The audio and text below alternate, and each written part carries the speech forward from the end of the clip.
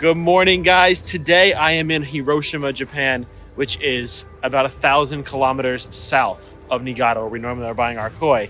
And we are at a Konishi harvest. Behind me, there are 37 pieces of massive koi in this pond. And there's also a crane behind me, which we're not used to seeing in Niigata. So the plan for this morning is we have this crane. We have these tubs. First, we're gonna get the net in the pond, and we're gonna do like we do at a normal harvest here. But instead of walking up the koi in bags, we're gonna use this nice big crane behind us. So there's not gonna be as much breaking work, and get these koi into the truck, back to the koi house, and then have a look at them. And there it goes. The crane is now lowering the seine net into the pond. So really cool to see. And the fall colors look absolutely beautiful down here today. Seine net in the pond. And I'm excited to see some of these monster Konishi koi get hauled up in this crane into the back of the truck and into the koi house. All right, guys, we are here with Konishi Europe. They are the exclusive supplier of all the koi from Konishi in Europe. Right there is Makoto. He is the boss now at Konishi Koi Farm. This is Martin here. Martin is from Konishi Europe. And this is his daughter, Lisa, who's going to be taking over the business.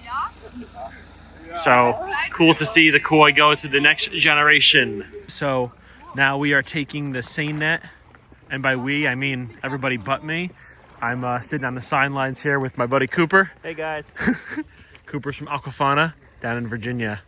So we are staying nice and dry and warmer on the side of the mud pond today. A little different. This mud pond has a huge mud bank in the middle. Looks like they need to get an excavator in here eventually.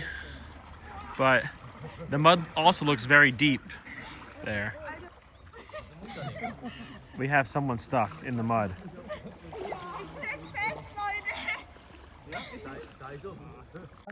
All right, guys, now we have one of the guys over here splashing the water to keep the koi in. They're trying to get all the koi in front of this aerator here. There's an aerator there. We're trying to get all the koi in front of it so we can just, bring the net around here. The mud's really deep.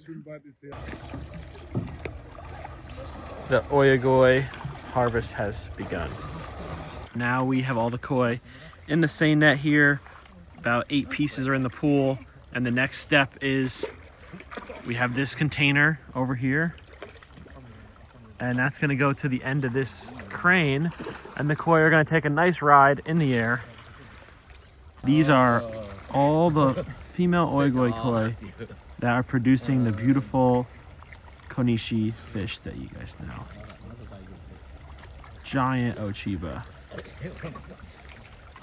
Ooh, Deutschkin Showa.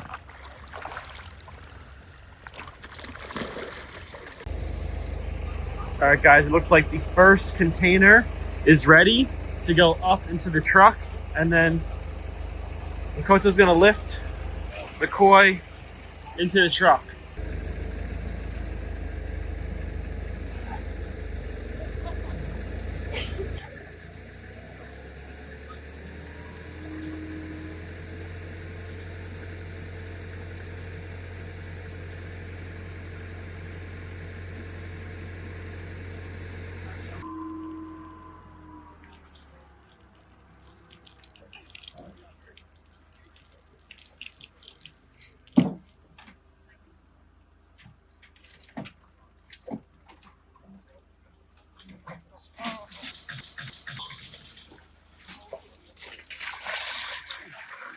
All right, guys, I almost got soaked.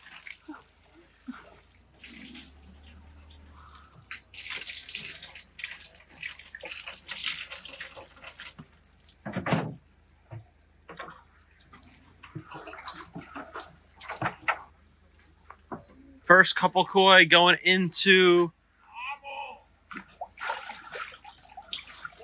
the clean water.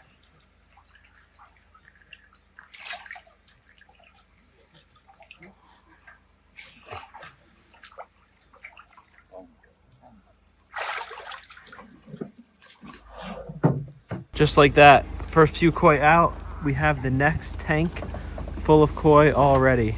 This tank is gonna go back down to get refilled. You can tell this crane operator has done this so many times. I'm sure the first couple of harvests he's knocked some water on some people, but now super smooth. We have another crane headed up towards the trucks.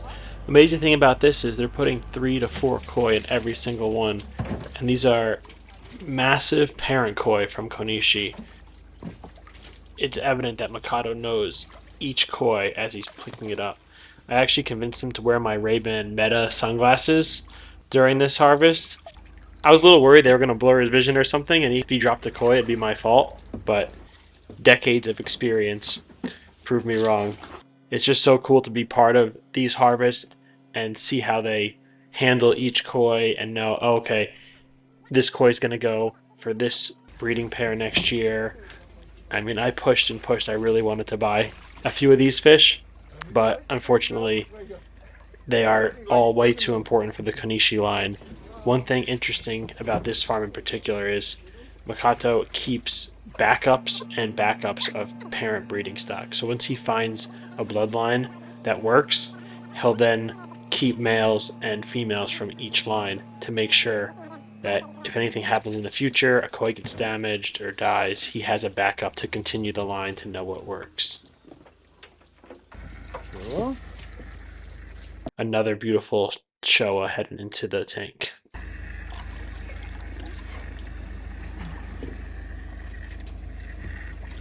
Chagoi, Shifu.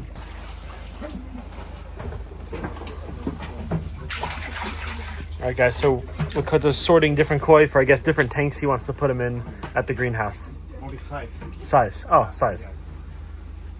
Chato chisai? Oki. Okay. Okay. So the small koi are going in here and the big koi are going in there. And I think he's going to give these ones to me, right? These are going to sell to me, these ones? No. For Brian. Come on, it's a new customer. No. Hello, buddy. No, guys, the most important thing actually to the breeders is their parent stock. So without these amazing koi, they cannot produce the level of koi they continue to produce. So this is what creates the Konishi line year after year.